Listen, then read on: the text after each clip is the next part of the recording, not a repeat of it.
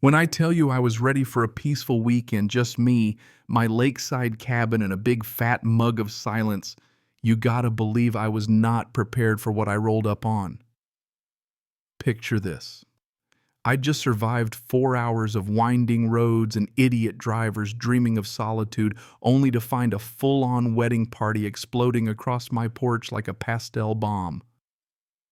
Bridesmaids everywhere, curling irons plugged into my outlet shoes, and hairspray littering the place like confetti. The kicker, some dude in a tux peeing on my rose bushes, which I planted myself last spring. My jaw just about hit the steering wheel. And it only got weirder because the solid oak front door I'd sanded and stained by hand was hanging wide open, propped by a sparkling high heel like this was some kind of five-star bridal suite. I just sat in my truck, half expecting to wake up, engine still humming, keys dangling, thinking, you gotta be kidding me, right?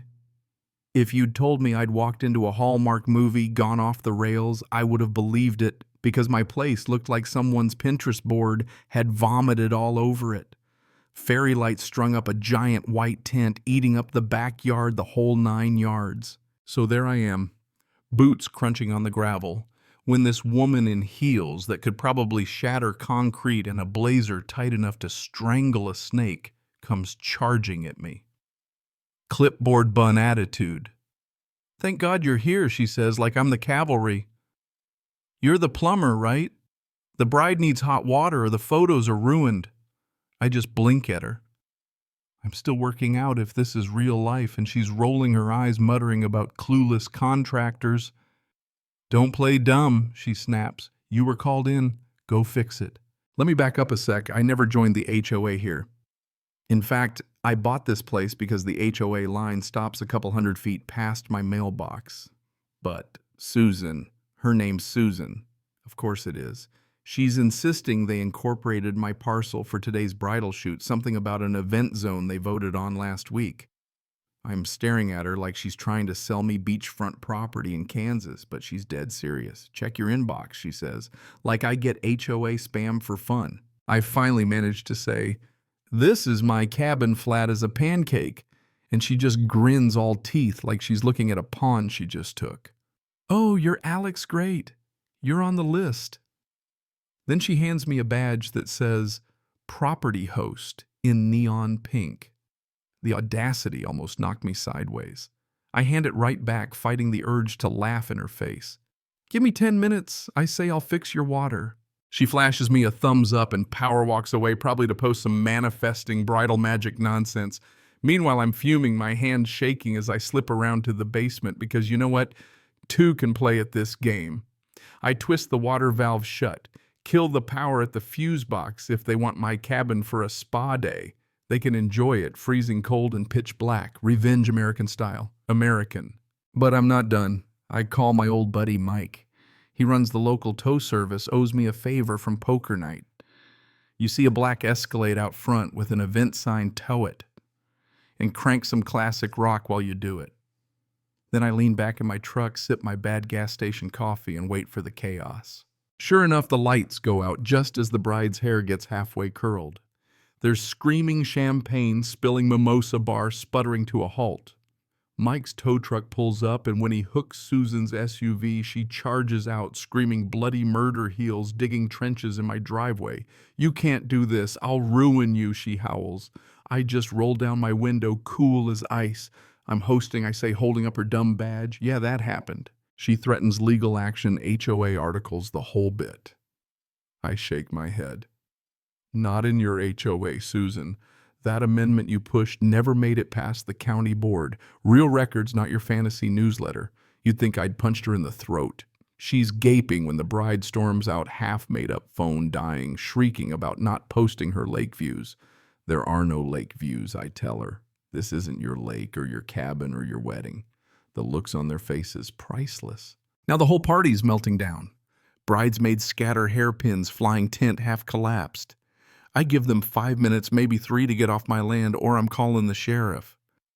By the time the last SUV screeches out, my porch looks like a crime scene for glitter and broken glass. I crank the thermostat to 40, lock everything up, and let the pipes freeze for good measure. Might have been petty, but if they wanted a dressing room, they could have an Arctic one. You'd think that'd be the end, right? Some people would get the hint. Not Susan. Next day, she's back with a bright yellow citation hammered to my front door. Cedar Ridge Estates, HOA violation, $2,500 for utility disruption during sanctioned event. No letterhead, no seal, just dollar store paper and a threat. I laughed so hard I nearly spilled my coffee, then tacked it under my old deer head right next to the beware of dog sign that's more bark than bite. But I'm not stupid. Susan's petty, but she's persistent. I call my lawyer Elena quiet powerhouse runs circles around small-town sharks. She's cackling as I lay out the whole mess: trespass, forged docs, bogus fines. Let her dig her own grave, she says. We'll swat the fly after it bites. And sure enough, Susan goes full drama in the next HOA newsletter, calling me a hostile neighbor and a saboteur, all without naming names, but everyone knows who she means. It spreads through town like wildfire. Gas station clerks ignore me, joggers swerve on the sidewalk. Am I the villain or the hero? Depends who you ask. Some say I went too far. Others buy me beers. I just keep documenting, filing everything. Drone shots, sensor footage, emails, the works. Meanwhile, I drop the heat even lower and swap out the locks. No way. Susan's getting back in. Sure enough, she comes back with an entourage, 2 board members, and a young county inspector who looks like she'd rather be anywhere else. Compliance inspection, Susan says, flashing fake paperwork. The form has my name, a signature that looks like a toddler's scribble, total forgery. I call her out and the county official promises to investigate, but for now, they want to see the property. Suit yourselves, I say, swinging the door open to my frozen, powerless Arctic cabin. Bring gloves. The board members shuffle. Susan's jaw clenches, but there's nothing they can do. After that, Susan doubles down, sends a cease and desist, claims a lien on my property for refusing to restore her event space. Problem is, forging property records is a felony, and I've got a lawyer who loves nothing more than a paperwork brawl. Elena fires back with everything she's got: complaints to the county, calls to the sheriff, you name it. I even drop a tip about Susan's own clubhouse plumbing violations. Let the building inspector have some fun for once. Maria, one of the fed-up board members, slips me the scoop. Susan's planning an emergency vote to force my land into the HOA retroactively. I tell her stream it. So I watch, popcorn in hand, as Susan rants about protecting property values and toxic influences. The motion barely passes, but I'm already ahead. Elena slaps them with a restraining order so fast it leaves skid marks. Next morning, sheriff's deputies serve Susan at her doorstep.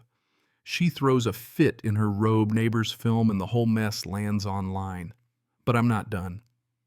A cousin at City Utilities tips me off Susan's trying to rezone my cabin by using a fake address to sneak it into a community corridor. I file a counterclaim, get Maria to leak it in the HOA newsletter, and then crash the next public hearing. The room is packed, neighbors clutching HOA mailers, everyone buzzing. The county clerk finds the fraud evidence points straight to Susan's Wi-Fi. I get my retreat certified as a private ag-exempt farm. Susan's zoning dreams implode. My land is untouchable. As for Susan, she explodes screaming about harassment, but the clerk just shrugs, tells her this is zoning, not therapy. That's the end of her reign.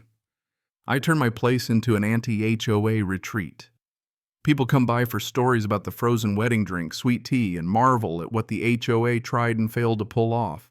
Susan's reputation tanks, the board collapses under the weight of an audit, embezzlement, spa charges, the works. Neighbors revolt, demand answers, meetings devolve into shouting matches, and the HOA gets suspended pending review. I list my cabin on Airbnb as Susan's snare, and anti-HOA getaway. Goes viral. Local legend status shirts and all. So was I the villain or the hero? The guy who stood up for his rights, or the petty vigilante who went too far? You tell me. Folks still debate it some. Thank me for exposing the rot. Others say I just started a new feud. Me, I just want my quiet cabin and a hot cup of coffee in the morning. No tool, no clipboards, no drama. Would you have done the same? Or would you have let them turn your sanctuary into a circus? Tell me in the comments, who's right when it comes to standing up to bullies and bad rules? Where do you draw the line between justice and revenge? I'll be reading every single take, especially the spicy ones.